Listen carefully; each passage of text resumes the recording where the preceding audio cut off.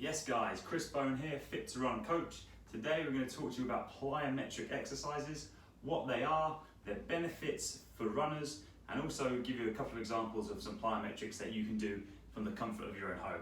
So basically plyometric exercises involve the stretch shortening cycle, which is essentially where you go through an eccentric loading of the muscle, followed quickly by a concentric contraction of the muscle as well.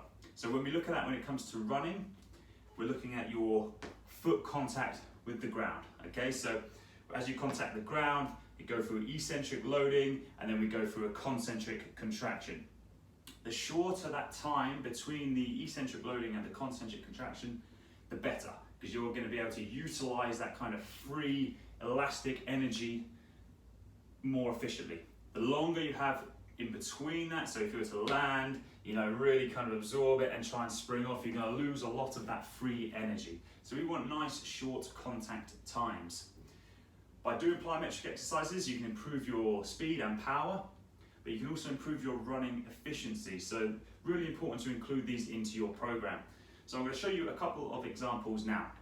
So basically what we've got to start off with is just a double foot hop. Okay, so feet directly below the hips, and we're just going to be springing up and down on the balls of your feet here. So I'm keeping my lower body actually quite rigid, and I'm trying to spend as little contact time with the ground as I can. So I'm not kind of coming down and really absorbing into it. I'm trying to be short and sharp, nice and springy there. I'll show you sideways on. It's key here that we don't want to have you don't want to be landing on your heels. So if I try and do it on my heels, you can see I'm not going to get any spring out of it at all.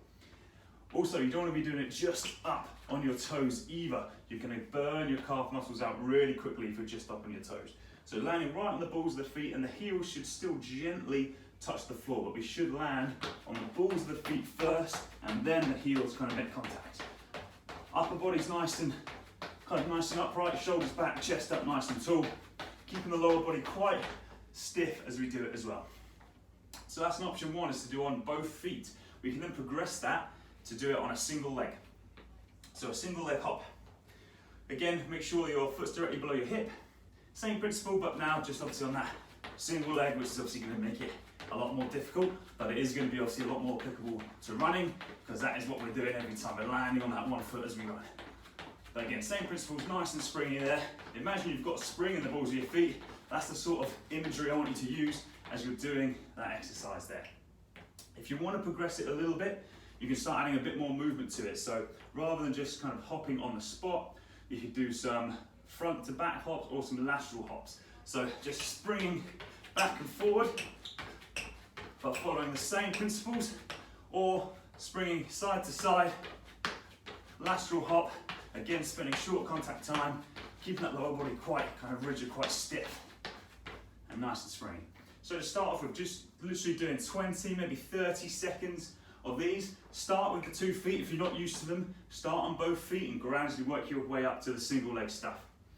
I would suggest, if you've never done them before, plyometrics, you've never included them in your program, make sure you've done some strength training first, just to make sure all the muscle groups are nice and strong and able to deal with this kind of loading. So plyometrics are obviously quite taxing on the body because they're obviously very explosive movements. In terms of your kind of training plan, how you can fit them in, try and do them early in your workout. Okay, so have your warm up, do some activation work, and then you can get those plyometrics, because you want to be as fresh as you can when you're doing them. If you do them later on in the workout and you're already a bit fatigued, then you're not going to be able to perform at your best. So make sure you're doing them nice and early. And like I said, include them gradually progress them as you go through this. These are what I'd call quite kind of easier versions of plyometrics, kind of good base level ones.